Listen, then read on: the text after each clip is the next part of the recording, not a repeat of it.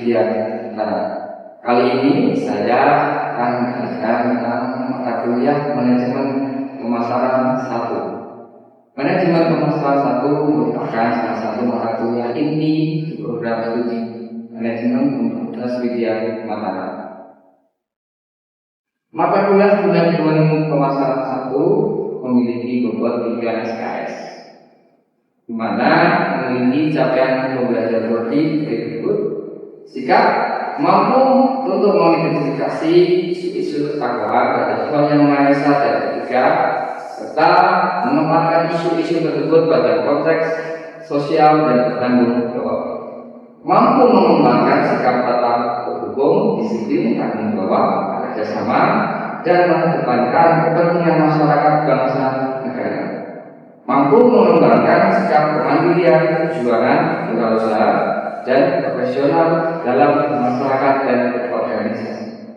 Lalu berkepentingan umum, terampil dalam menyelesaikan masalah dan pengambilan keputusan manajemen secara logis, kritis, sistematis, dan inovatif berdasar hasil analisis informasi. Terampil dalam komunikasi dan membangun jaringan. Terampil dalam memimpin berbagai tipe organisasi, baik bisnis maupun non-bisnis pada tingkat lokal, nasional maupun global.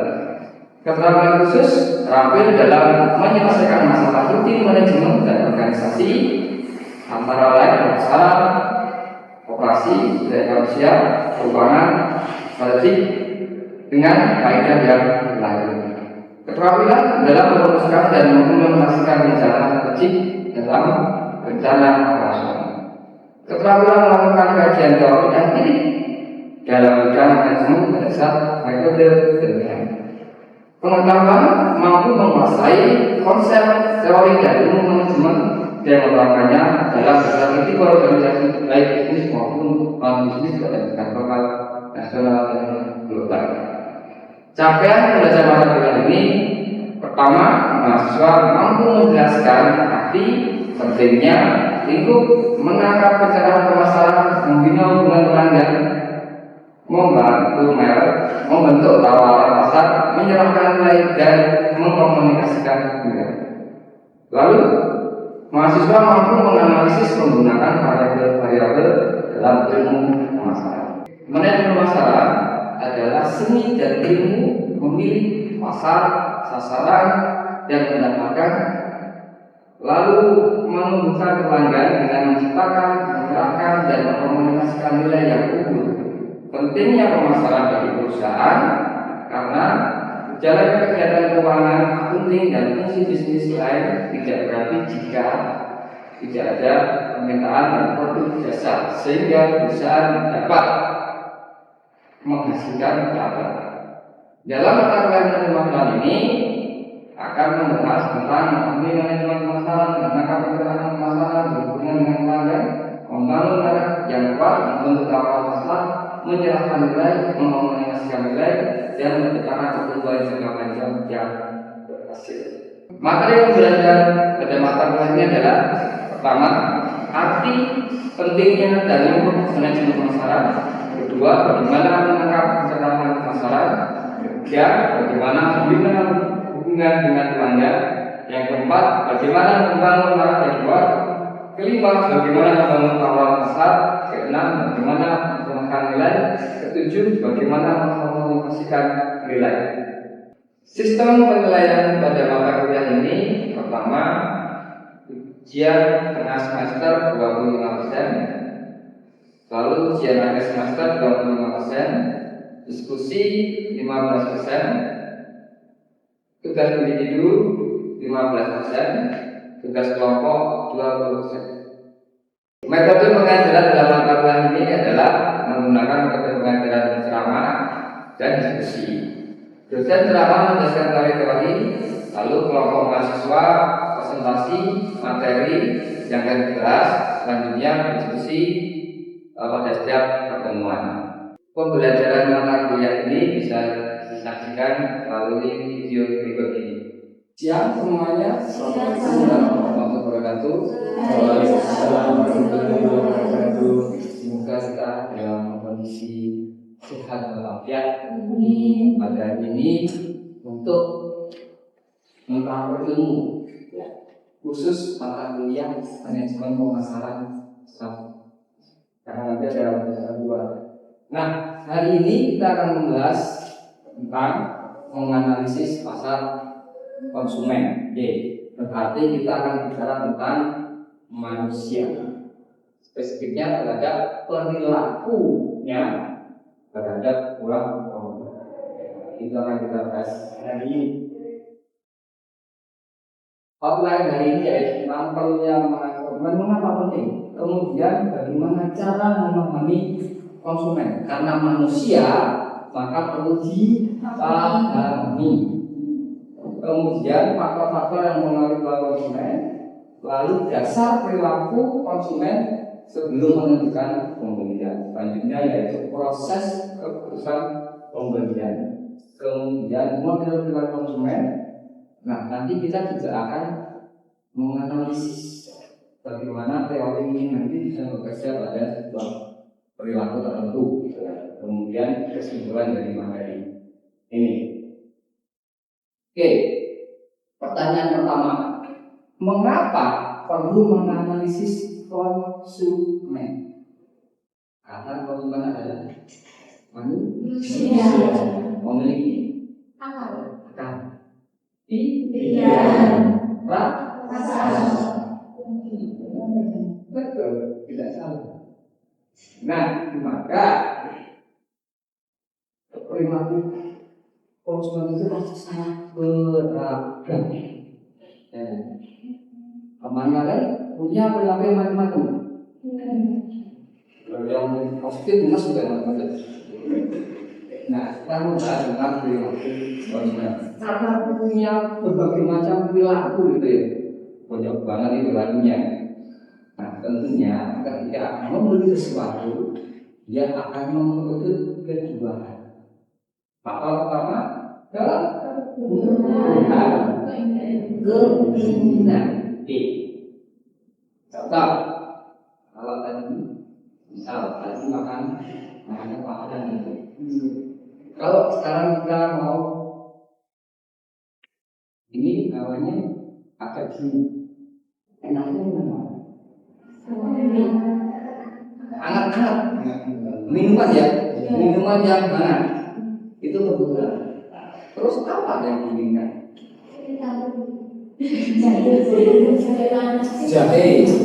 Terus kopi, serai. Nah, artinya kebutuhannya sama, tetapi keinginannya berbeda.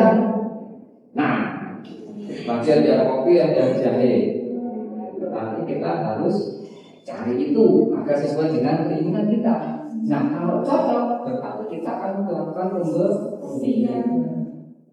Seperti buat minum,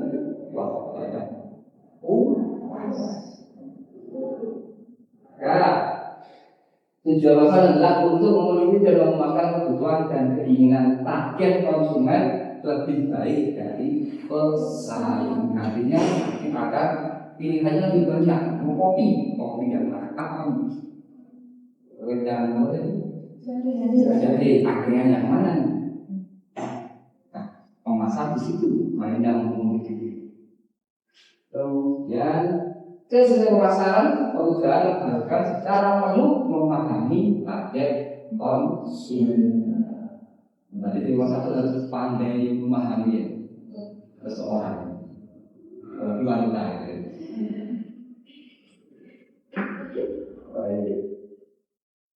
Oke, selanjutnya, bagaimana cara memahami perilaku konsumen? Kita mikir gitu kan. Pemasar perlu mempelajari apa yang mempengaruhi perilaku konsumen dalam menentukan suatu keputusan. Terus apa yang mempengaruhi itu gitu? Ada pertama apa? Ini sangat erat kaitannya dengan tempat kita berada, tempat kita tinggal.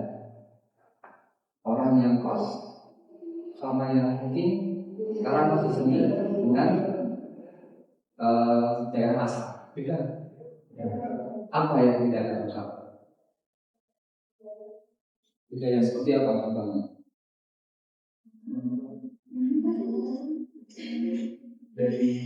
Dari makanan, iya.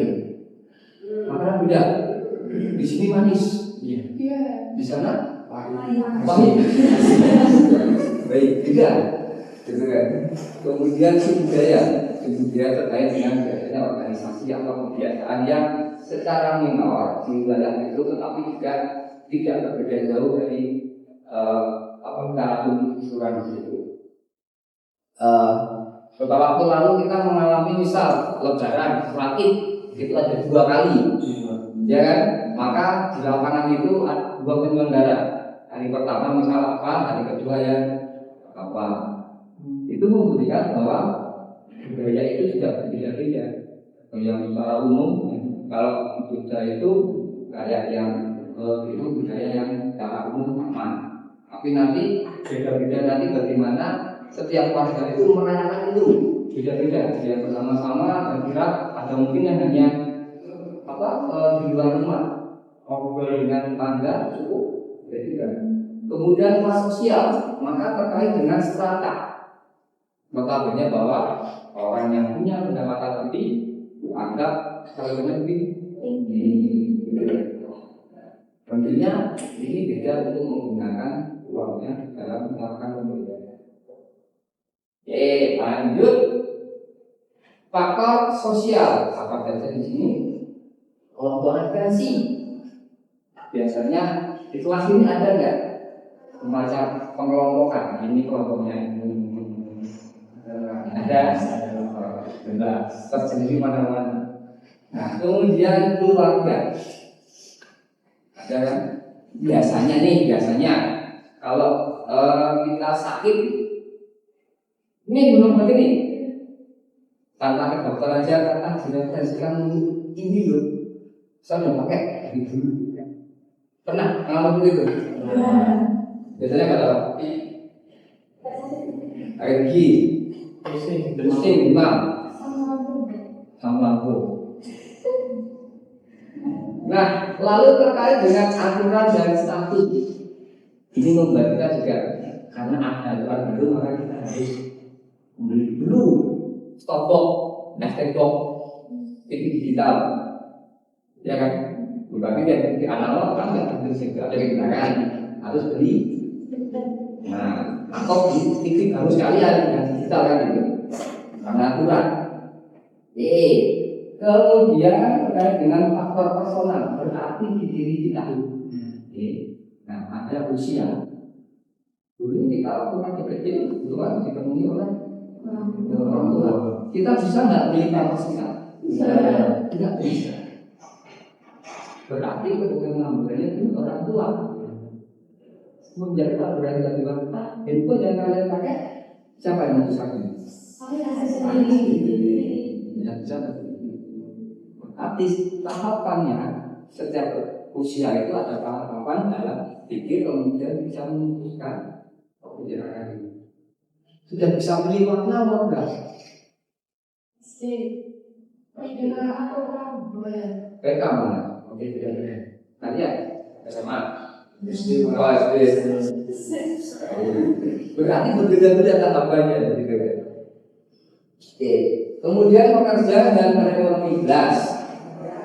Orang yang bekerja mati-matian itu cenderung akan menghemat pengeluarannya dibanding dengan orang anak atau anak yang punya orang tua. Nah, beda. Oke. Kemudian personal dan konsep diri berarti terkait dengan karakteristik dirinya. Sama, saya orangnya IT penting. Semua kan kita gunakan harus basis gadget. Saya mah enggak, saya sukanya orangnya biasa saja. Nanti baju sama kamu harus satu warna, solid gitu. Atau saya suka warna hitam selalu gitu. Ada kan? Atau model ini bervariasi. Nah, kemudian gaya hidup. Bagaimana kalian menggunakan yang kalian punya untuk memenuhi cara hidup kalian? Ini aja yang kayak formal sekarang lagi. Kita di kasual ini, makanya seperti itu ya. Ada lagi yang apa namanya pakai sepatu yang agak tinggi kakinya, ada yang pakai sepatu itu akan menunjukkan ini gue ini sekarang lo tahu apa yang menjadi dasar pelaku sebelum menentukan pembelian? Di sini ada 4 hal. Pasti persepsi pembelian dengan bisa bantu saya apa itu persepsi? Lagi. Saya Pak, sebenarnya ini ya Pak, yang setahu saya persepsi itu adalah proses di mana seseorang atau individu itu memberikan makna terhadap suatu hal yang dilihat melalui paksa indera itu. Contoh misal seseorang itu memakai baju full warna hitam, nah di situ kita melihat bahwa itu orang itu senang gitu. Terus orang lain mungkin bisa melihat kalau orang itu habis keren gitu. Mungkin itu aja sih Pak, terima kasih. Baik, nah persepsi itu yang kita pangkat dari Pancasila. Wah, keren, hitam gitu kan. Kayak jalan balik. Nanti di jalan bahasa dalam panas nih kan. Karena hitam gitu kan. Betul. Ngeri itu. Wah, ini anak metal gitu kan. Wah, itu persepsi. Oke. Kemudian lanjut, motivasi apa? Bisa dibantu? Saya Pak, izin menjawab ya Pak sebelumnya.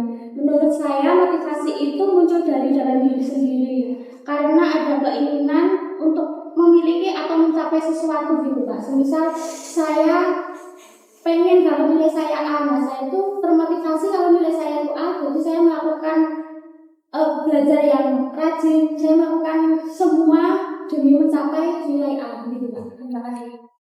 Berarti motivasi itu muncul dari diri sendiri. Ini. Kemudian pembelajaran. Oke, silakan. Menurut saya itu pembelajaran itu terjadi secara sadar maupun tidak sadar. Seperti contoh saya membeli baju nih, terlihat bagus, keren. Habis itu saya membeli, saat saya mencoba itu ternyata kurang nyaman. Jadi itu pembelajaran buat saya untuk besok nggak usah beli lagi. Baik, itu pembelajaran yang tidak baik gitu kan. Sebenarnya pengalamannya buruk. Baik, tapi ada pembelajaran proses belajar. Oh, ternyata bisa kalau lagi dong. Baik, yang terakhir ingatan. Saya Pak izin menjawab pertanyaan dari Bapak. Jadi ingatan itu adalah ketika di mana proses recall atau proses pengulangan ulang di dalam otak kita untuk mengingat sesuatu. Contohnya kayak misal kita habis lihat brosur HP nih di sosial media, terus kita langsung pergi ke sebuah folder atau ke HP itu dan kita melihat merek HP lain. Dan setelah itu kita melihat brosur yang sama seperti yang di sosial media. Setelah itu kita mengingat, oh ternyata aku kesini memberi tujuan yang sama untuk melihat brosur HP itu dan menanyakan harga di HP itu. Jadi ini proses recall.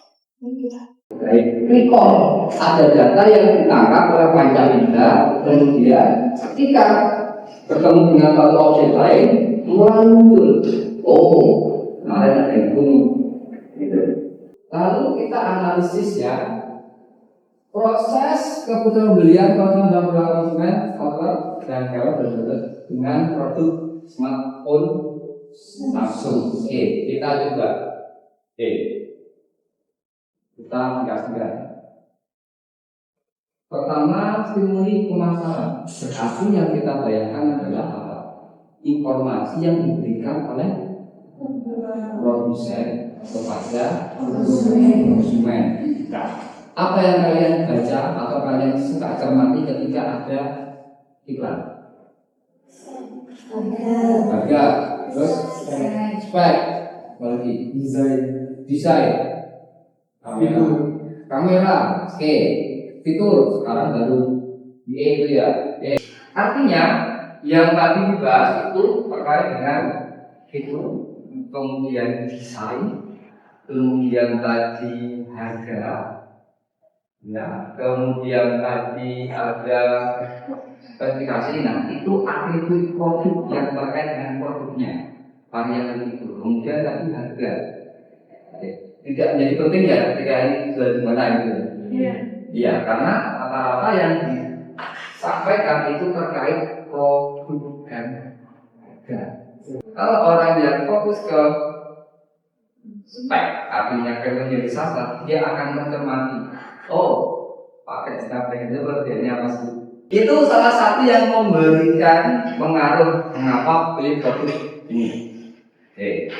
Kemudian setelah itu tadi terkait dengan psikologi dan karakter konsumen. Sekarang kita sudah satu-satu. Kita masuk ke ingatan. Berarti upaya pemasar itu selalu mengiklankan berkali-kali dan itu mensasar ingatan kita akan mudah di mengingat. Oh ternyata ada produk ini baru loh, gitu kan? Oh isinya kok, warnanya kok 7 warna ini. Kemudian pembelajaran. Kok kayaknya lebih untuk buat belajar kita pakai aplikasi ini gitu. Kayaknya kalau pakai ini bisa menunjang belajar. Kemudian kalau dibandingkan dengan HP yang lama, kok kondisi terganggu ya? Gitu. Kan pernah ada tuh pertama itu yang mengklaim bahwa ketika merek ini, ketika akan ada aplikasi itu tidak akan punya memori. Merek ini ya, nah maka perlu cek apakah internalnya itu benar-benar masih banyak atau sudah dengan sedikit gara-gara kebanyakan aplikasi. Kemudian ini bisa sampai Android sekian, ini kok nggak sampai ya? Mulai membuat saya bahwa ini mulai butuh akan membantu saya. Selanjutnya komunikasi dan internet. Nah ini menjadi motivasi karena handphone kalau tidak ada internet tidak akan bisa digunakan maksimal. Dan fungsi utama handphone itu sebagai alat komunikasi untuk video, kemudian untuk foto itu juga menunjang dalam rangka berkomunikasi kan? Ya kan? Kita ada makanan tuh foto. Nah itu kan untuk informasi, komunikasi. Lalu kita beranjak ke karakteristik konsumen. Nah, memiliki kemampuan keuangan yang cukup, ya, karena handphone itu ada harganya. Lalu memiliki smartphone akan meningkatkan status. Sepakat? Sepakat. Untuk mereka apa? Oke. Ternyata benar. Kemudian proses keputusan pembelian. Coba kita mengenal masalah. Di sini kebutuhan akan komunikasi yang canggih secara umum. Menurut kalian apa? Selain ini, untuk beli handphone ketika sampai bisa. Apa lagi? Oke, itu keren. Apa lagi? Oke, sama. Lalu punya uang, bukan kerja apa? Punya uang terus ini gitu ya. Nah, lalu mencari informasi. Pengalaman kalian cari di mana? Mau diambil kemarin? Instagram, Facebook, TikTok, Shopee, apa lagi? YouTube. Salah teman, oke. Enggak salah. Kemudian setelah memilih itu kan nanti ada beberapa merek ya. Kemarin waktu memilih beli handphone terakhir ini ada beberapa merek yang dibandingkan. Dua apa? Oke, akhirnya pilih dulu. Yang lainnya apa? Sama. Oke, dari sini. Mereknya berapa? Waktu biar pakai bandinginnya. iPhone terus Vivo, oke, juga apa lagi? Infinix, oke, baik. Agak beda nih suaranya. Oke, tiga, aku, oke, lebih banyak di sini. Nah, dari banyak itu kemudian nanti mengambil keputusan. Beli yang mana? Beli apa tadi? iPhone. iPhone. Nah, beda lagi. Akhirnya ada memilih salah satu ya. Nah, setelah membeli apa yang dirasakan? Puas. Puas. Puas. Puas. Puas. Kecewa. Kecewa. Kecewa. Beda ini. Kecewanya di mana? Pintunya seperti apa? Oke, baik. Berarti kalau itu dia apa? Gimana kesalahannya? Ini berarti di poin ini terjadi masalah. Berarti informasi yang diambil tidak sesuai. Kemudian nomor korban tidak salah. Tidak puasa. Oke. Nah, kemudian kalau kita belajar seperti ini ya, yang kita beli adalah produk smartphone. Kemudian sekarang iPhone, tadi ada iPhone, tadi kita lihat. Ya. Kemudian ada juga sudah apa? Kemudian pilihan tempat membelinya, siap. Kalau salah kita terkelah, pilihan resmi. Kemudian sudah belian, oke, masih bukan. Baik, waktu pembelian, akhir tahun itu ada diskon biasanya. Seadanya baik. Kemudian kalau pembelian, yes. Baik. Kemudian jaga sambil pembelian. Nah, jika kita jabarkan seperti ini ya, kaki kita akan muncul seperti ini. Ya, kemudian stimulus seperti itu konsumen, para konsumen kemudian hingga akhirnya terbeli dengan merek spesifik, jumlah, kemudian di mana tempatnya, berapa banyak, waktunya apa, dibayar secara ini.